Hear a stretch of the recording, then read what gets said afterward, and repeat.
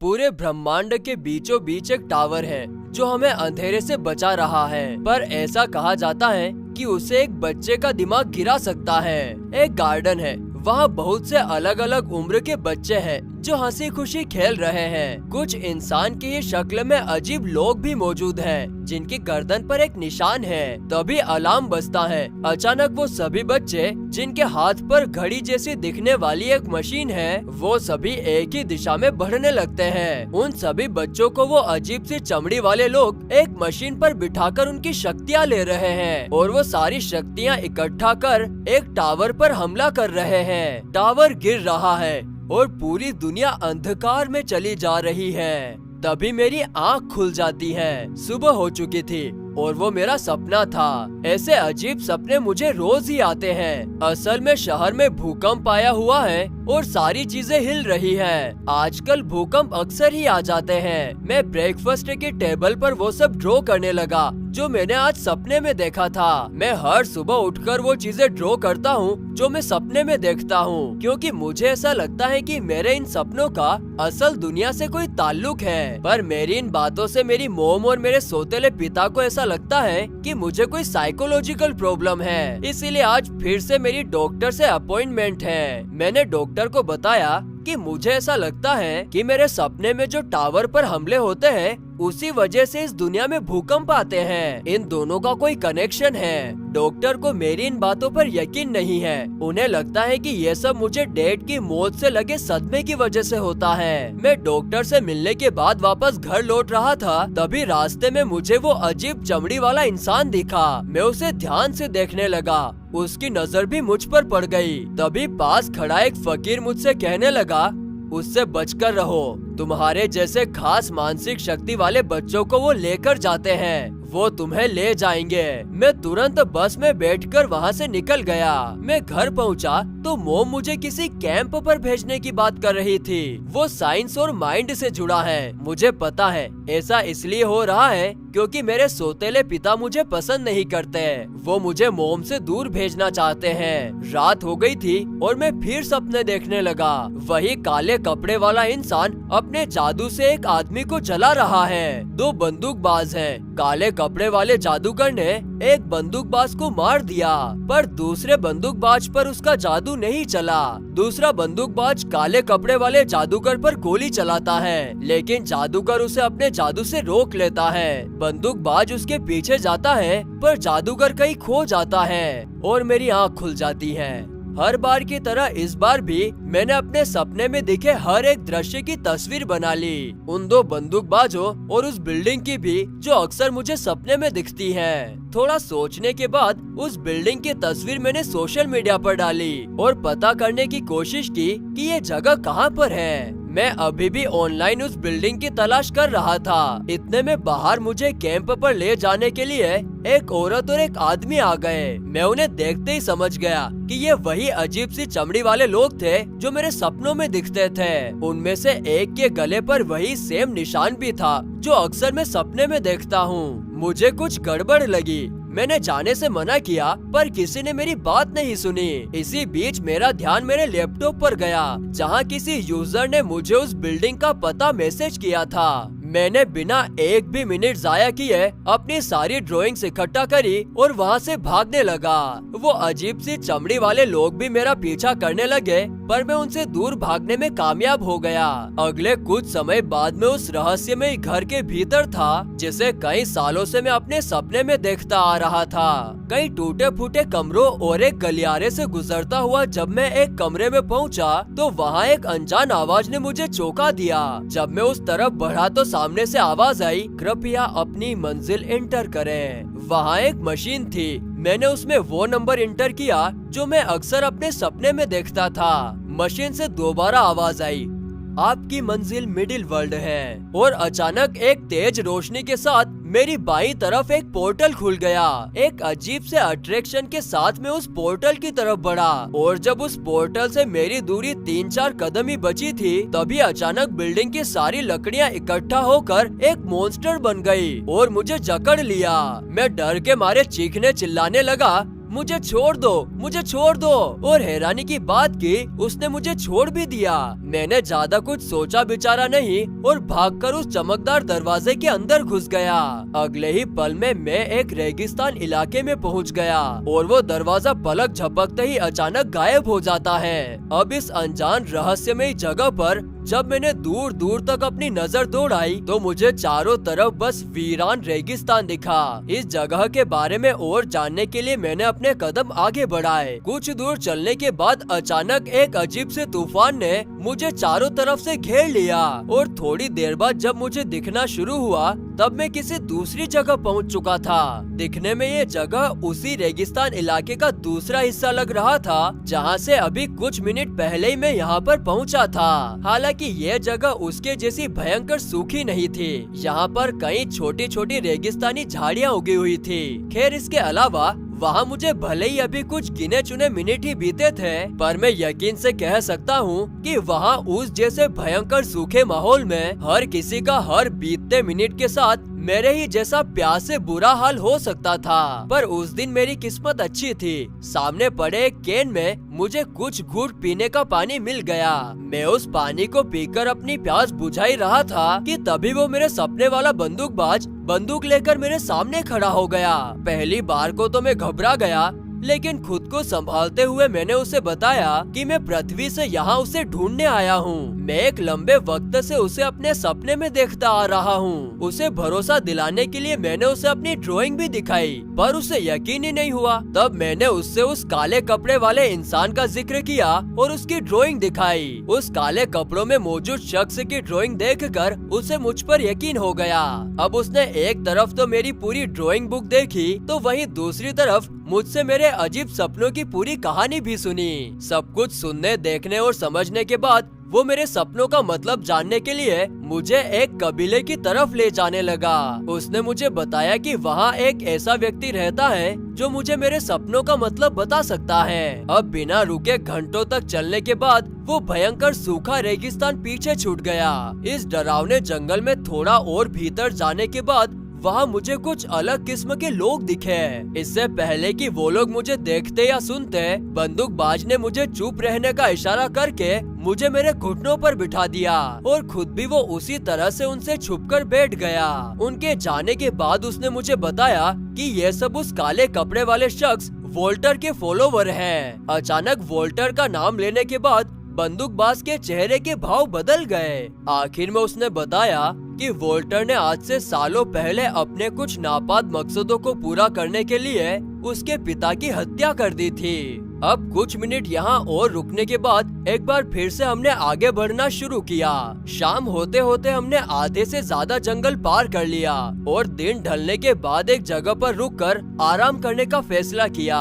एक साफ सुथरी जगह देखने के बाद हम दोनों वहीं बैठ गए। दिन तो लगभग ढल ही चुका था, इसीलिए रात होने में ज्यादा वक्त नहीं लगा। बंदूकबाज ने पास से कुछ सूखी लकड़ियाँ इकट्ठी की और उनमें आग लगाकर मेरे पास बैठ गया। ये जलती हुई आग जंगली जानवरों को पूरी रात हमसे दूर रखने वाली थी। वो जंगल भले ही अपने आप में एक खतरे का घर था, लेकिन उस रात के शांत माहौल ने मुझे किसी नई दुनिया का एहसास करवाया जो न्यूयॉर्क की तंग जिंदगी में मुझे उसके पहले कभी नहीं हुआ था। मैं उन शांत खड़े पेड़ों के नीचे बैठा बैठा अपने सपनों में दिखे एक स्ट्रक्चर को ड्रॉ कर रहा था और बंदूकबाज की नजर उस पर पड़ी तो उसने मेरी तारीफ करते हुए कहा कि तुम ड्राइंग अच्छी कर लेते हो। आगे उसने बताया कि ये एक मैप है डार्क टावर और उससे जुड़ी उन तमाम दुनियाओं का जिन्हें डार्क टावर अपने पावर से सदियों से उन डार्क फोर्सेस से बचाता आ रहा है जो उन पर कब्जा करके वहाँ मौजूद हर एक जीवित प्राणी को खत्म करना चाहती हैं। और वोल्टर उसी डार्क टावर को नष्ट करके उन डार्क फोर्सेस की मदद करना चाहता है ताकि वो डार्क फोर्सेस उसे अमर कर दे। पूरी बात समझने के बाद मैंने उससे कहा कि तभी आपको वोल्टर की तलाश है ताकि आप उसे रोक सकें। उसने हाँ में जवाब देते हुए कहा कि अब मुझे सो जाना चाहिए। मैं उसके कहने पर लेट तो गया था, पर मुझे नींद नहीं आई। लेटे लेटे मैं अपने परिवार के बारे में सोच रहा था कि आखिर वो कैसे होंगे। तभी अचानक आसमान में एक तेज लाइट बीम उठी जो अंतरिक्ष में मेरी कल्पना से कहीं दूर तक गई और इसके ठीक बाद पूरी धरती कंपने लगी। मेरा अंदाजा ठीक था। वोल्टर फिर से बच्चों की मानसिक शक्ति का उपयोग करके टावर पर हमला कर रहा था। पहले की ही तरह ये सब कुछ समय तक रहा, फिर सब शांत हो गया। बंदूकबाज ने वापस से जोर देकर कहा कि अब मुझे सो जाना चाहिए। दिन भर की भाग दौड़ से मैं भी थक चुका था, तो जल्दी ही मुझे नींद आ गई। उस वक्त रात के लगभग 2 बज रहे थे जब मुझे किसी की आवाज आई। पहले तो मुझे लगा कि मैं कोई सपना देख रहा हूँगा, इसीलिए उस पर ज्यादा ध्यान नहीं दिया और वापस से सोने की कोशिश करने लगा। लेकिन बार बार वही आवाज आने पर मेरी नींद खुल गई। वो आवाज अब मुझे साफ सुनाई दे रही थी और काफी जानी पहचानी भी लग रही थी। मैं आवाज के पीछे गया तो वहाँ पहुँचने पर मैंने देखा कि वो मेरे डैड थे जिनके सालों पहले डेथ हो चुकी थी। अचानक से उन्हें वहाँ देखकर मैं इमोशनल हो गया और बिना सोचे बेचारे उनकी तरफ बढ़ने लगा। ना जाने कैसे पर बंदूकबाज की भी नींद खुल गई और उसने मुझे मेरे डैड जैसे दिखने वाले बहरूपिये से बचा लिया।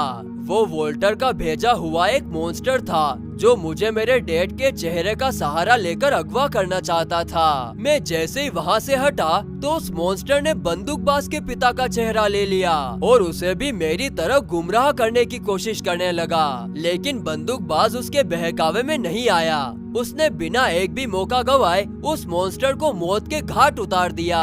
बंदूकबाज ने मुझे समझाया कि वोल्टर हमेशा हमारी कमजोरियों का फायदा उठाकर हम पर हमला करता है। इस हमले के बाद हम दोनों ये तो समझ गए थे कि वोल्टर को यहाँ मेरी मौजूदगी का पता चल गया है और वहाँ रुकना अब सेफ नहीं था, इसलिए हम दोनों ने वहाँ से आगे बढ़ने का फैसला किया। अभी हम कुछ गिने चुने कदम ही आगे बढ़े थे कि तभी अचानक से एक अजीब और खतरनाक से दिखने वाले दूसरे मॉन्स्टर ने हम पर हमला कर दिया।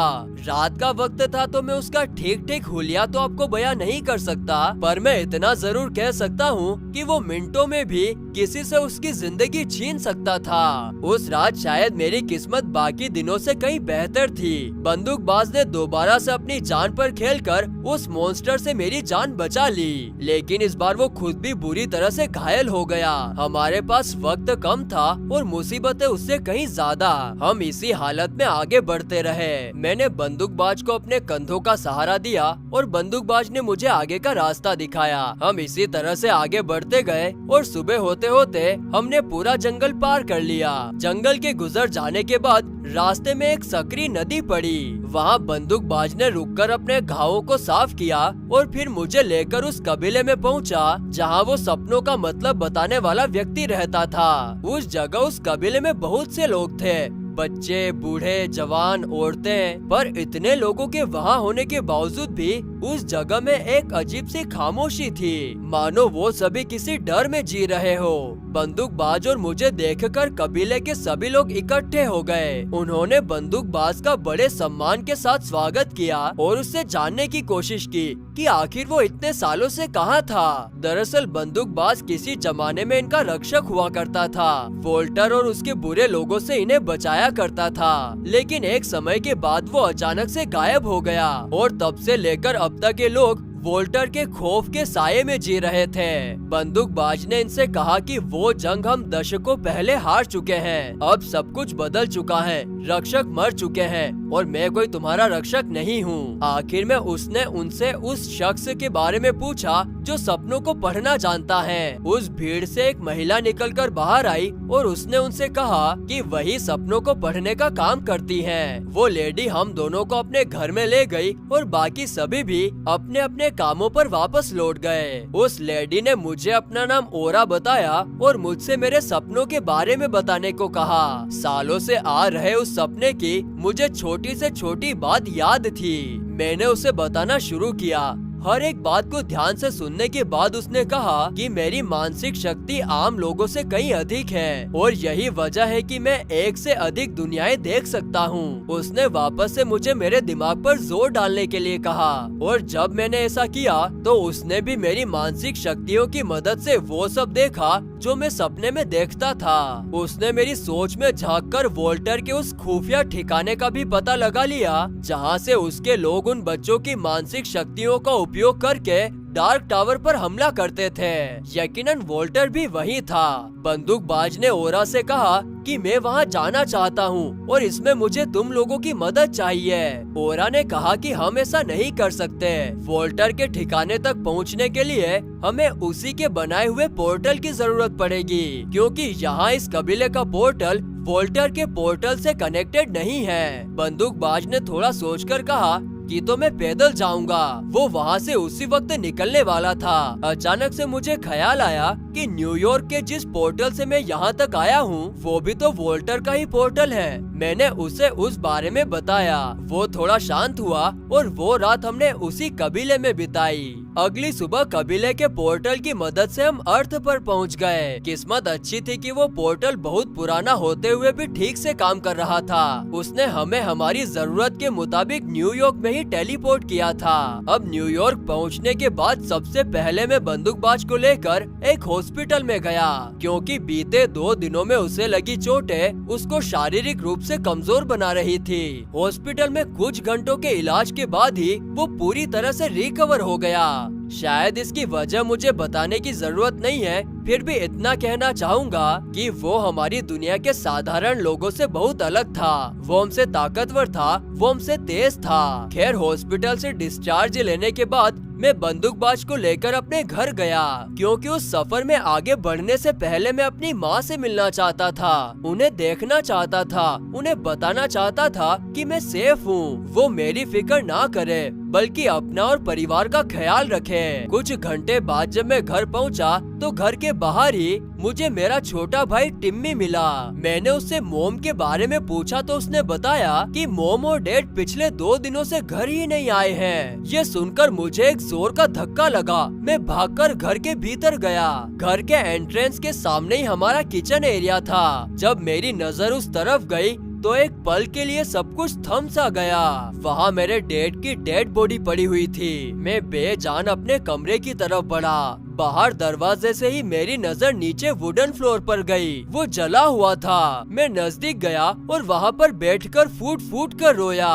वोल्टर ने मुझसे मेरी मोम को छीन लिया था। उस वक्त मुझे दुनिया के सबसे बड़े दुख का एहसास हुआ था। मैं रोते ही जा रहा था, रोते ही जा रहा था। बंदूकबाज ने मुझे संभाला, मुझे सहारा दिया और इसी के साथ मुझे भरोसा दिलाया कि वो वोल्टर से इसका बदला जरूर लेगा। वो मुझे मेरे घर से दूर ले गया ताकि मैं अपने दुख को कुछ समय के लिए भुला सकूं।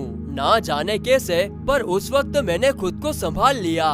बंदूकबाज ने मेरा ध्यान उस पर से हटाने के लिए मुझे बंदूक चलाना सिखाने लगा। उसने मुझे सिखाया कि निशाना हाथ या गन से नहीं लगाया जाता, निशाना दिल से लगाया जाता है और उसकी बताई वो बात मैं दिन के हर घड़ी याद रखता हूँ। इस तरह से कुछ वक्त मेरा मन बहलाने के बाद बंदूकबाज ने मुझे उसे आर्म्स एंड एम्यूनेशन की शॉप पर ले चलने के लिए कहा। मैंने जो नजदीकी शॉप देखी थी मैं उसे वहाँ पर ले गया। वहाँ पहुँचकर उसने शॉप कीपर से 45 कैलिबर गन की सारी गोलियां ले ली। इसके बाद जब हम शॉप से बाहर निकल रहे थे तभी अचानक से हम दोनों को वोल्टर की आवाज आई। मैं आगे था, ठीक से सुन नहीं पाया था तो शॉप के बाहर चला गया, लेकिन बंदूकबाज वहीं पीछे मुड़कर देखने लगा था। मैं कुछ समझ पाता इससे पहले उस शॉप की सारी खिड़कियां और दरवाजे बंद हो गए। बंदूकबाज ने भीतर से ही मुझे वहां से भागने के लिए कहा। मैं सड़क पर भागने लगा, लेकिन तब तक देर हो चुकी थी।